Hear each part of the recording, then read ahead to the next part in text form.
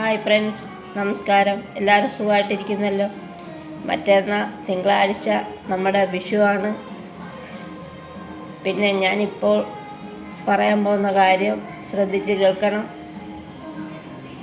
നമ്മുടെ കയ്യിൽ ഇച്ചിരി പൈസ ഉണ്ടെങ്കിൽ അത് ചൊവ്വാഴ്ചയും വെള്ളിയാഴ്ചയും ആര് വന്ന് ചോദിച്ചാലും കൊടുക്കരുത്. കാരണം അത് നമുക്ക് ദോഷമാണ്, മേടിക്കുന്നവർക്ക് നല്ലതുമാണ്.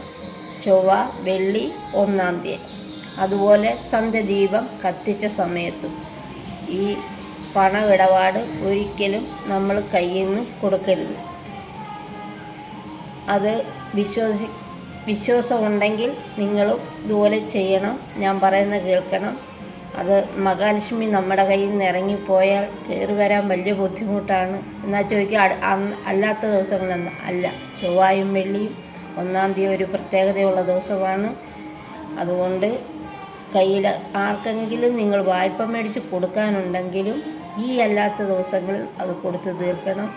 അഥവാ ആരെങ്കിലും അത്യാവശ്യത്തിന് വന്ന് നമ്മളോട് ചോദിച്ചാലും മഹാലക്ഷ്മിയാണ്, അത് കൊടുക്കരുത്. കൊടുക്കുന്നവർ വലിയ പണ്ടുള്ള പഴമക്കാർ പറയുന്നത്, വെള്ളിയാഴ്ച പെണ്ണ് കല്യാണം കഴിഞ്ഞ് പോയാൽ ആ കുടുംബം നശിക്കും, കയറി ചെല്ലണം രക്ഷപ്പെടുമെന്ന്.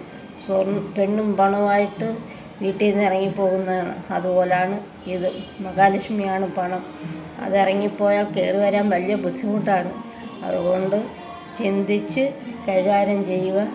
വീഡിയോ ഇഷ്ടപ്പെട്ടാൽ ലൈക്ക് ചെയ്യണം, ഷെയർ ചെയ്യണം, കമൻറ്റ് ചെയ്യണം, സബ്സ്ക്രൈബ് ചെയ്യാൻ ആരും മറക്കരുത്.